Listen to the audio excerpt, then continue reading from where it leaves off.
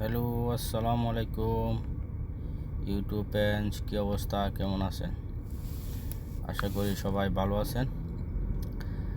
আজকে যে টপিক নিয়ে আলোচনা করব এটা হলো বাংলাদেশের টিকিট বোর্ড। বাংলাদেশের টিকিটে নতুন সূচনা হতে যাচ্ছে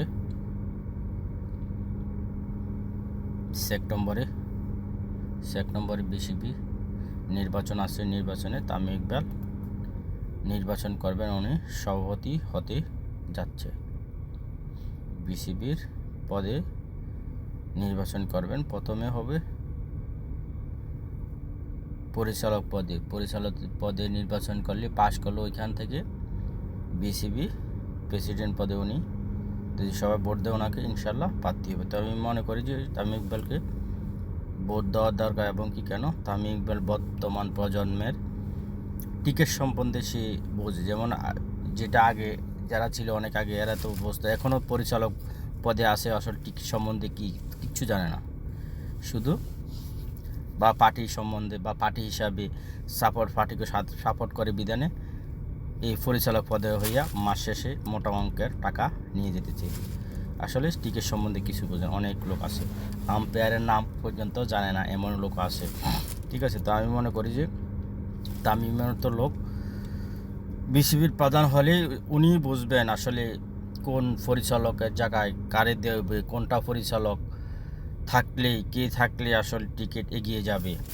ওইটা কিন্তু অন্য মানুষ কম বুঝবে। যেমন এই যে কিছুদিন আগে ছিল ফারুক ভাই টাকা হাতাহাতি করাতে তাবুক ফারুক ভাইকে বাদ দিয়ে এখন আনছে বুলবুল ভাইকে আনার পরে এখন বুলবুল ভাই তো প্রথমে বলছে যে ঠিক আছে আমি টি-20 নিয়ে থাকবো, এখন নির্বাচনের প্রয়োজন নেই। কিন্তু এখন যখন তামিম ইকবাল আসছে তখন এখন ফারুক ভাইয়েরও কি আর বুলবুল ভাইয়েরও কী হয়েছে, শখ জেগে উঠছে যে আমিও নির্বাচন করে সভাপতি হয়ে থাকবো, নির্বাচন আর টিকিট বোর্ডের প্রেসিডেন্ট হয়ে থাকবো।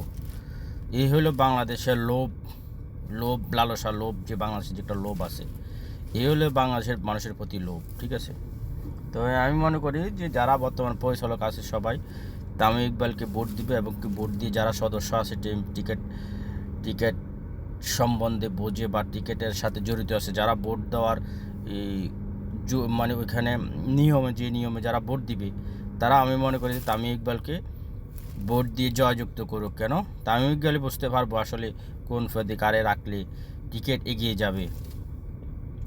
যেটা তামিম ইকবাল বলছে স্কুলে আসলে একটা টিকিট থাকার দরকার।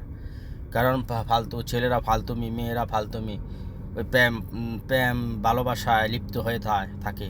প্রেম ভালোবাসা, কার সাথে কারে প্রেম করলে, কার সাথে ঘুমাইলে, এইগুলো নিয়ে টেনশন থাকে স্কুলে। তো যখন একটা খেলার মাঝে থাকবো, টিকিট নিয়ে থাকবো, তখন মানুষ এই প্রেম ভালোবাসা, ওই মেয়ের কাপড় ছিঁড়া, ওই মেয়ের অন্যদের টানাটানি, ওইগুলো কিন্তু কমে যাবে ইনশাল্লাহ আমি মনে করি। এই জন্য তামিমকে আমরা সভাপতি চাই। কেন, তামিমকে সবাই ভোট দিয়ে নির্বাচিত করবেন পরিচালক পদে, ওইখান থেকে তামিমকে সবাই আবার ভোট দিয়ে প্রেসিডেন্ট পদে নির্বাচিত করবেন। কেন, তামিম বুঝতে পারবো স্কুল টিকিট থেকে যখন 2-4টে স্কুল থেকে টিকিটার আসবে, তো বাংলাদেশের টিকিট আরও স্ট্রং হবে, মজবুত হবে। এটাই আসলে তামিম ইকবালের পরিচালনা। আর হলো যে এত কোটি টাকা পালায় রাখছে, যেমন একটা মাঠ নাই যে প্র্যাকটিস করব,